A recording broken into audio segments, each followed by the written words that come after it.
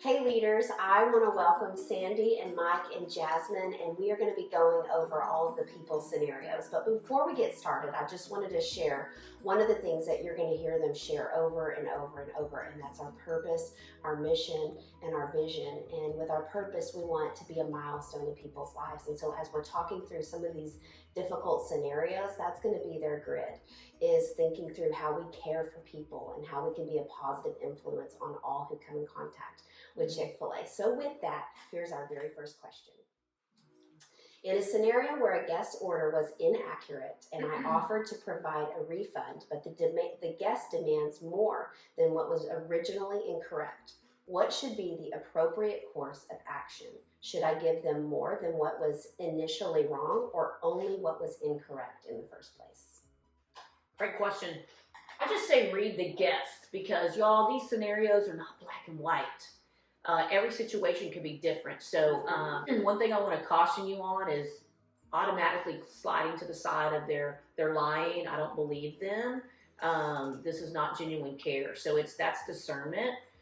So I want to encourage y'all to treat them like your family or friend. If they brought a situation to you, how would you respond to them? And so don't take these things personal. Sometimes we can take personal ownership of these and kind of get wrapped up in our emotions, and I want to caution you on that. So I think about just being present in the moment. We've got our herd model. You need to really be present and listen to what the guest is trying to communicate. Gather information is so important as we think about refunds. So if it's in the moment and it just happened, you're the leader on shift, you may be aware of some of the facts that I'm about to share, or some of the questions that I would ask. But you want to know what is the time of day? Did they come to the drive-through or the dine-in? What denomination? How did they pay? Did they pay with a cash or a credit card? What was the total of their order? Would be key information to ask. So because we may be able to solve it in the moment, and we may not. We may have to do research in a situation before we would make a decision to refund or not. Never give a refund without a receipt. There's no exceptions to that. That's my decision as the operator of the restaurant. And so y'all have full empowerment to convey that to the guest that, ma'am or sir, I'm sorry, without a receipt, we're not going to be able to do a refund today. That is not my decision. That's the operator's decision. And, I have no, authority to trump that. And so, because we do have receipt viewer, we do have resources. So if they are not able to present us with that, we definitely are asking these questions so that we can do our part to find that receipt. To wrap up with this, I think about on a refund, we don't ever want to lead with a refund. And so it's really a discernment when we're going to do those refunds. And so I never lead with those, even if a guest is saying I want a refund. I want to lead with the experience. I want to make sure the experience, whatever that may be, the solution, that's what we're more focused on. And so it could be a DOC for their next visit, could be just a genuine apology for just a mess up. And I think about the first mile is replacing those items. And so item for item, and then again, that genuine apology that sorry that we missed this, sorry that your experience wasn't the best, it doesn't meet our satisfaction. So say, for example, we missed a spicy sandwich in a kid's meal.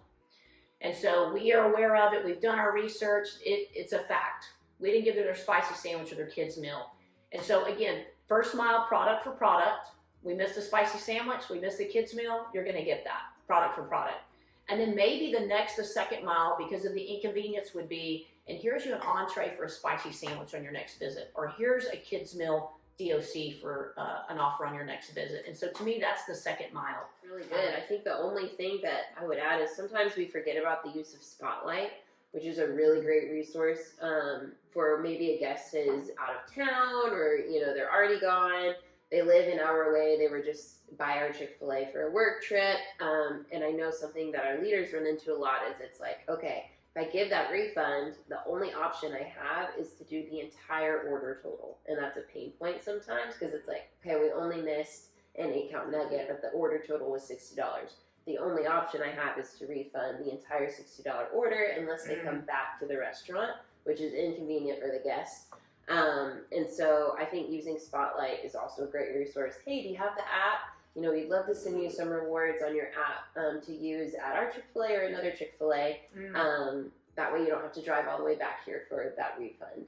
Say an additional resource would be maybe they don't have the app and they are traveling out of town. We have been able to mail those DOCs if you're able to get their address and you've verified everything with the receipt viewer. We're able to just quickly and easily send some DOCs in the mail, and that's a great way to serve those guests that are out of town. If a guest is rude to me or the team, what line do they have to cross to refuse their service? Well, first of all, how we want to view it is through the lens of being a positive influence on all we come in contact with. So we're going to look at that. We're going to go through our herd model because we're going to listen. Because a lot of times when someone's being rude, there's something underlying it. Something they didn't receive a service that they thought they should receive, or they weren't treated the way they should have been treated.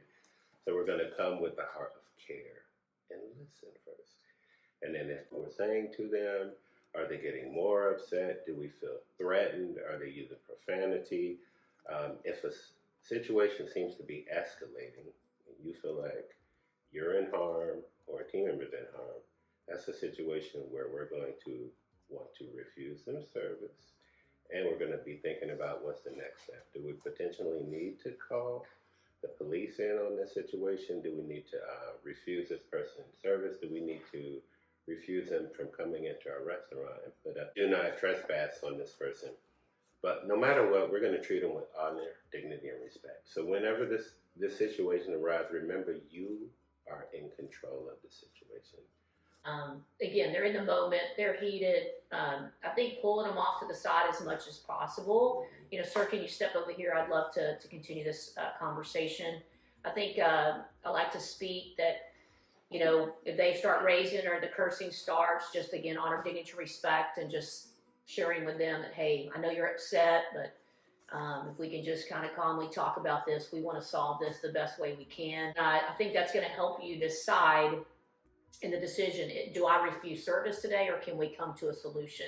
And if they're continuing to be irate, they don't feel like they're listening, they want it their way, I think at that time, just to say, sir or ma'am, I apologize, but it doesn't seem that we're able to come to a solution that's going to meet your needs, and it's out of my control. And so at that time, it's just, we're just not going to be able to serve you, and I apologize for that. I think sometimes maybe as a leader, you don't know that you are in control and that this is our restaurant and this is private property. And you can deny someone the service. So let's just make this clear. You are authorized to deny someone service. You're authorized to call the police. You're authorized to ask someone to leave the premises because this is private property. You as a leader, just making sure that you're there to support your team members quickly in those scenarios, and be quick to step in and take care of your team member.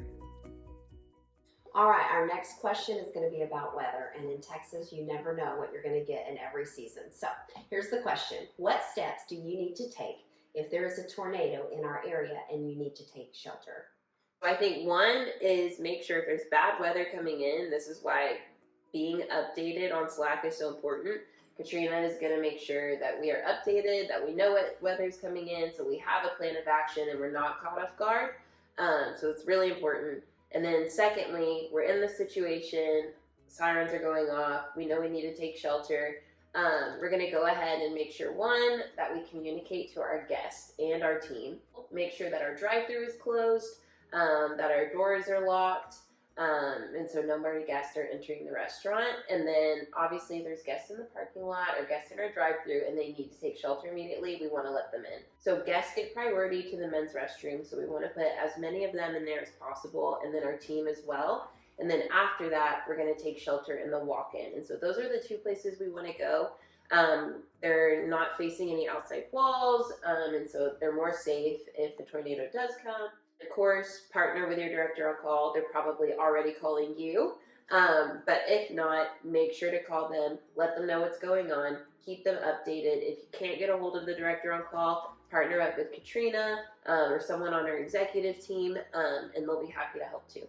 Good. Just a couple If a guest has already consumed their meal but is now requesting a refund due to dissatisfaction but has no evidence that there's something wrong with the food, how should you handle the situation?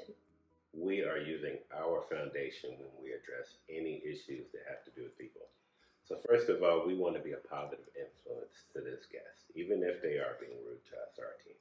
First, we're just going to listen and ask some questions, gather some information, and maybe you can help resolve that issue by just giving them a different perspective once you've listened and empathized with them.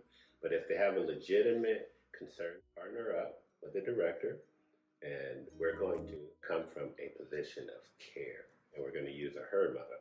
We're going to listen and see, why is this person rude? Why are they feeling like maybe they weren't treated the way they should have been or got the service they should have received? Because a lot of times, if we just listen, we can diffuse the issue. If we can just kind of calmly talk about this, we want to solve this the best way we can. But again, I think trying to get them to the side and away from, maybe the front lines and the front counter is important. And then I think that's going to help you decide in the decision, do I refuse service today or can we come to a solution? All right. Next question. If a guest requests footage from a particular situation at the restaurant, what is the appropriate course of action to take? And then I'm going to follow it up with an additional question just to speak briefly if a third party is requesting footage as well. Awesome. I'll take that one. So any types of these requests, the requirement is to have it in writing. And so we must have the request in writing, and then we want to give them the restaurant email address. And that's how they would submit that request. And then your follow-up question, when I think of third party, that would be potentially a police officer. Maybe there's nothing pertaining to our restaurant, but maybe there was an incident happen that they would like to see if our cameras covered it. And put the request in writing, send it to the store email address, and then we'll discern it from there.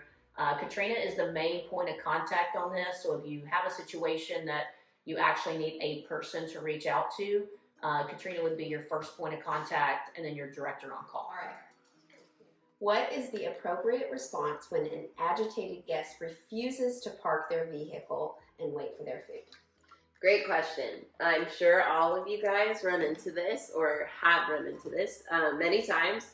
So I think one, again, alignment with being a good steward, but also creating that milestone moment, great guest experience, and so being a positive influence. So one, we're seeing everyone who's in the drive-thru line, right? Not just that guest, which I think is really important to remember. And so we hinted at this in another one of our scenarios about operations.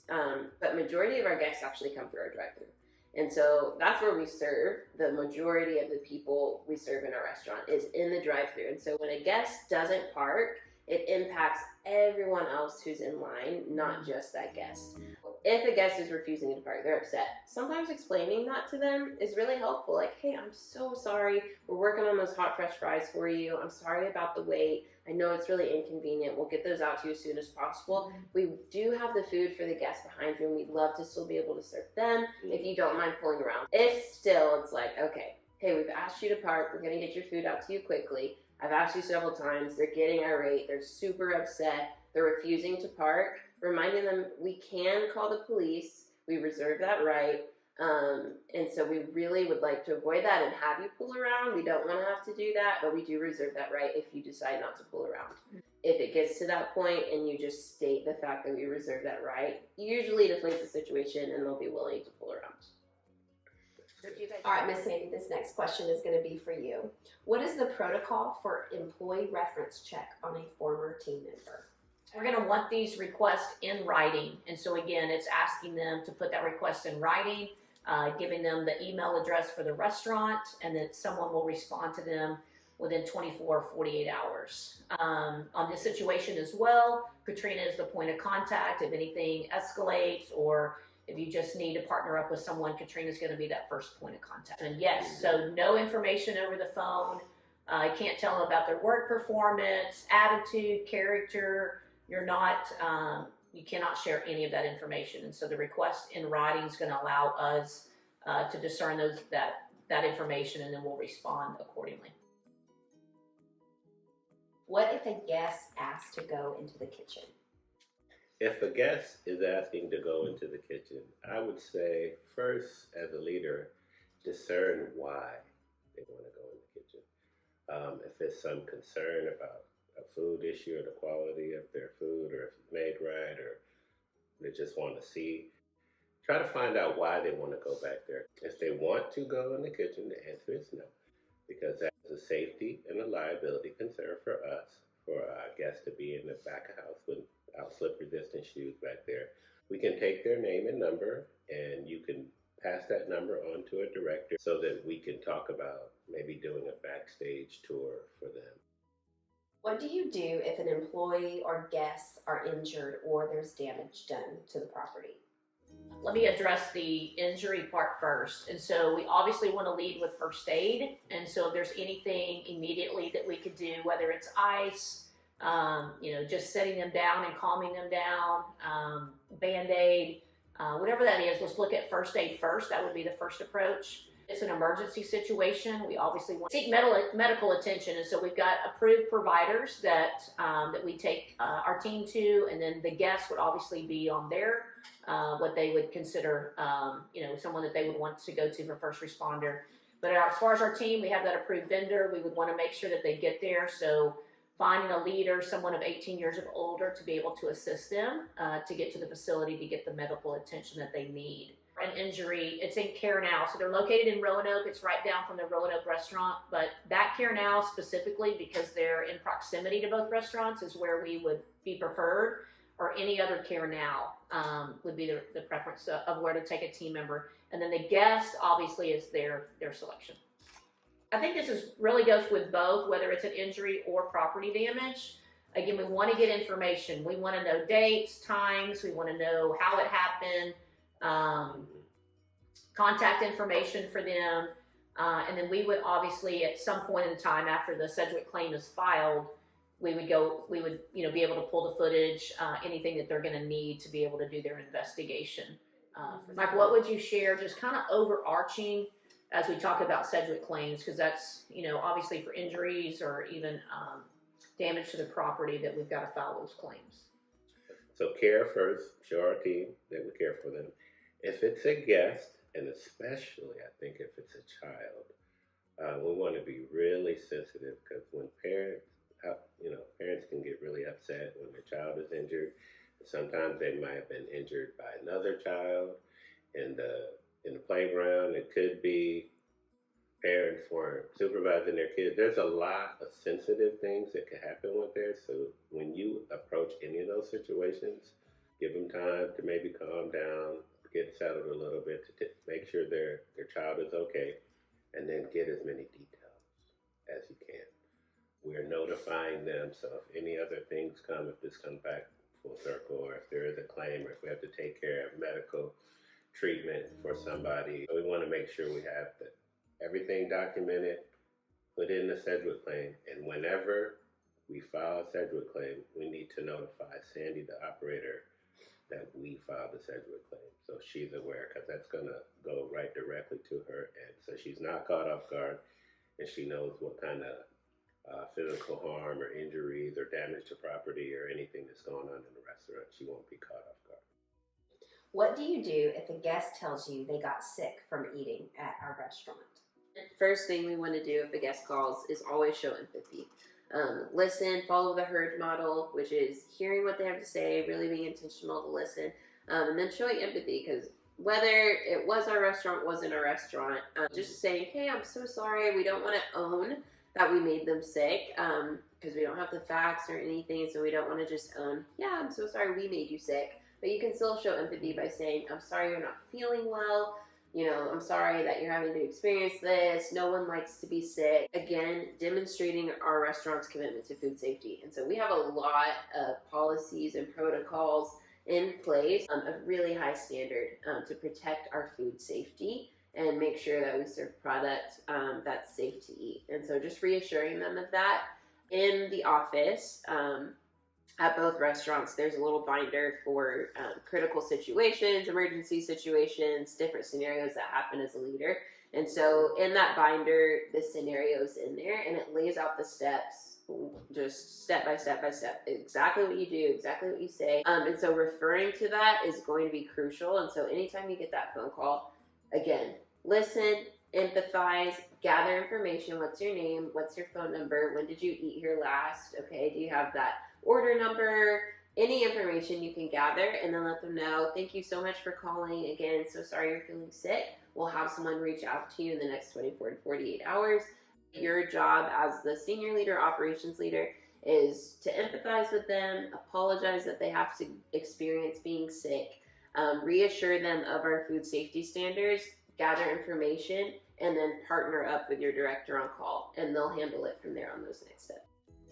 What do you do if a guest asks a related question to race, sex, your gender, sexual orientation, ethnicity, age, physical impairment, or any EEO protected category? I know this is a big question, so feel free to jump in, whoever wants to go first. And Any questions that are related to equal employment opportunity could be just watch out, because it could be a heated topic that could cause problems or reflect Chick-fil-A in a negative light.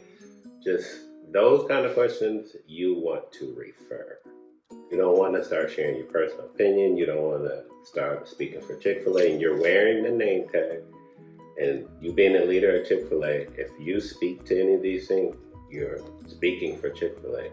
And so, not trying to say this to scare you, but these could lead to potential legal issues. So you can take their name and their number, and you can bring it up to us. You can give that to me directly, Sandy, Ryan. You can partner up, or you can partner up with the director and call, and then they will partner up as appropriate for us to address those issues.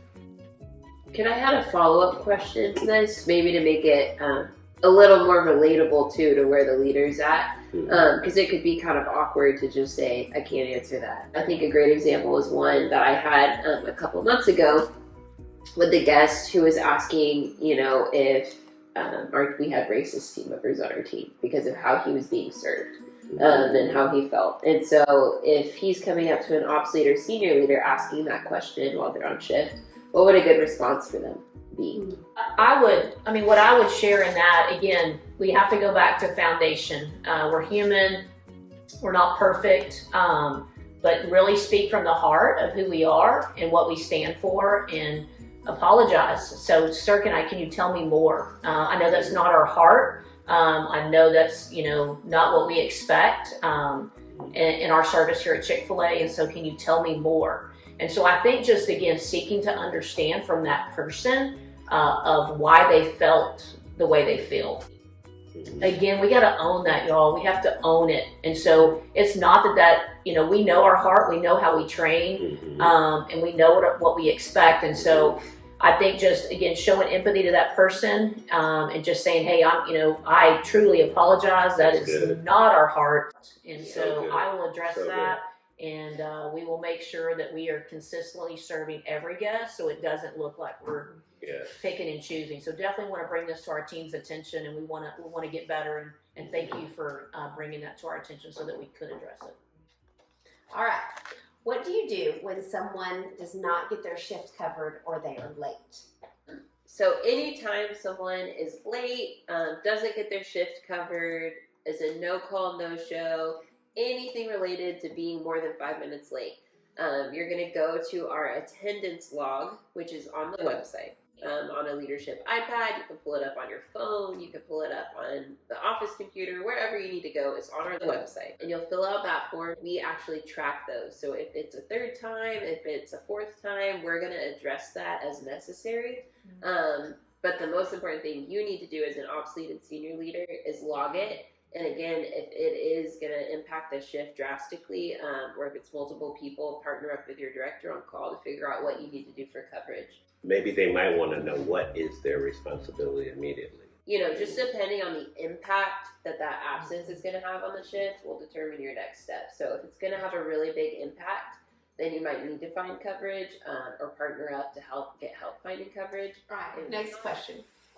If a team member expresses dissatisfaction with their hours, pay, or morale, what steps could you take to address their concerns and help improve their experience? First, let's go back to the foundation. So first, we're just going to listen. Listen and see what that team member's concerns are, if they're in these three areas, whether it's hours, pay, or their overall morale, and ask some questions. Gather some information, and maybe you can help resolve that issue by just giving them a different perspective once you've listened and empathized with them.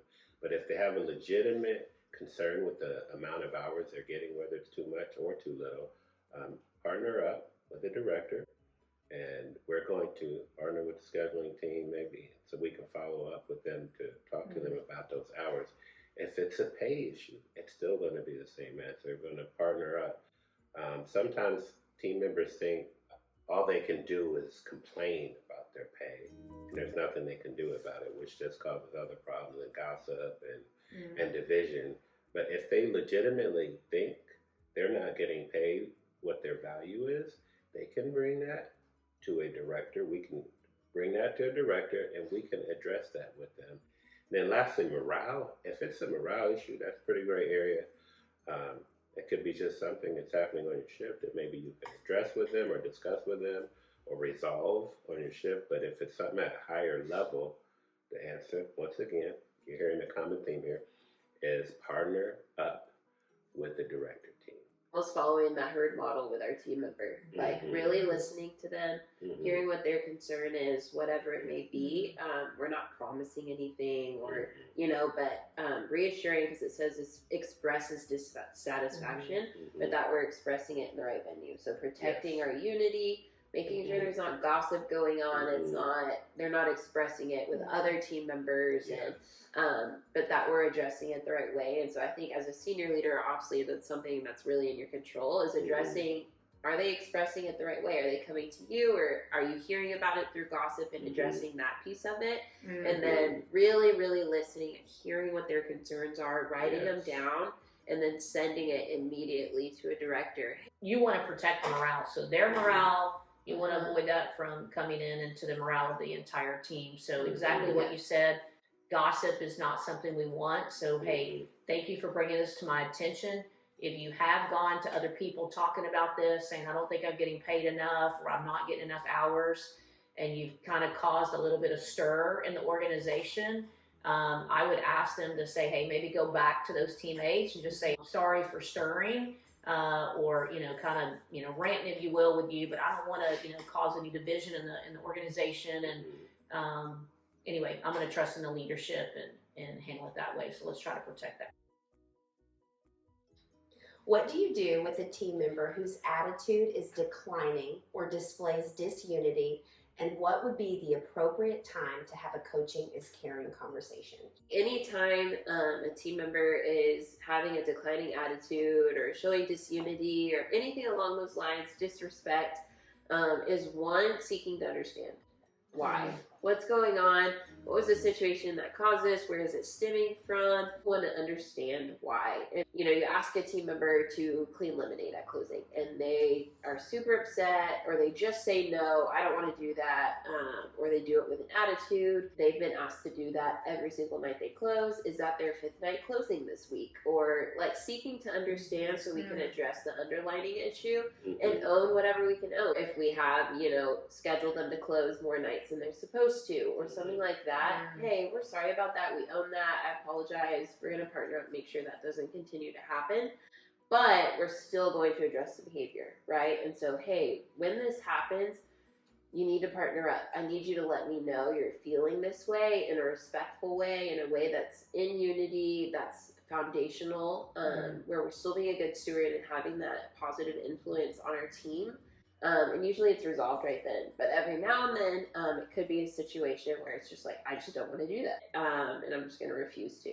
So in that situation, if they're lowering the morale and affecting team members, they're refusing to do what's asked of them by their leader, partner up with the director on call and send that person home. If it's affecting the morale of the shift and everyone else is having a negative experience, our guests are having a negative experience, because of that team member, it's time for them to go home to continue to protect the morale and shift. right? Because that behavior can't continue. And so at that point, you're going to go ahead and partner up to determine what next steps are for that individual. You have to think from that lens, how do I steward my team as a whole and this individual?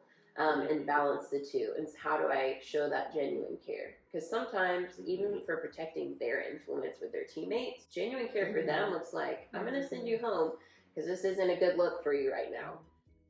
And one final piece to that question, when would be an appropriate time to have a coaching is caring conversation with a team member? Coaching is caring is, hey, I'm going to sit down, I'm going to coach you in an area because I care about you. I want to see you win, want to see you improve. This isn't a reprimand or any type of discipline. It's, hey, we're going to have this conversation to document, I'm going to help you by coaching you, help you grow and get better. Because then coaching is caring looks like I'm bringing you back in alignment with what our core values are, what our foundation is, and we're going to talk about ways you can improve and continue to get better. So after you sit them down and you have that conversation with them about how they could have handled that a little bit better instead of responding the way they did, document that as a coaching is caring. It's just a way for us to document coaching conversations that we're having with our team members. Am I having a conversation to help this team member grow and get better? Yes, I am. Okay, let's write it down as a coaching is caring and document that I'm talking to them about this. That's so good, because it can be even for performance. Yeah. What we're expecting of them when they're on shift. Yeah. As far as coming to the table with what they've been trained to do, and then their attitude to protect that unity and the culture of our team. If there's a lot of emotions, it may not be the time to do a coaching is caring. It may be a time to just separate, part ways. That person goes home, and then again, usually takes 24 hours for those emotions to kind of come down. And so it could be, again, at a future date, sooner than later. We don't want it to get too far down the road, but I think you have to use that discernment. That is this person really able to receive? And sometimes you can even ask that direct question. Are you open to some feedback at this time? If that body language is telling you no, they're not ready to receive. And so you can just recognize that. Go, I know you said the words, but I think let's give this 24, 48 hours, and then we're going to get back with you. Yeah. Really, it's not a good steward of their time or your time, and so maybe a future date's better. That's good. We know we've said partner with a director on call several times, but it's not only because we want to be controlling or we don't trust our leadership team or anything like that. It's really because we want to partner with you, and every situation is different, and make sure you feel supported in how to navigate these situations. But that's something that we would love to get a phone call about. Hey, this just happened on shift. What's your insight? Do you think I should do a coaching is caring? What would be the best way for me to go about that conversation? We would love to equip you based off of whatever that specific scenario is. There's so many different scenarios that can come in with guest concerns, with team member concerns, lots of scenarios. How you approach it is with care and confidence. Your leadership team believes in you. We put you in those positions because we believe in you. You can make the decisions. You can lead those interactions, whether it's with the team member or the guest. Don't hesitate to call the director on call and partner up because we're there for you. We believe in you. Just want to really leave that with you. We believe in you to step up into those moments. That's great. And that's just a great way for us to close out all of these questions. And really our heart for you is to have these videos to care for you, to help make you better leaders, to help kind of you anticipate some of those questions. And so we really appreciate you taking the time to watch these videos. Thank you.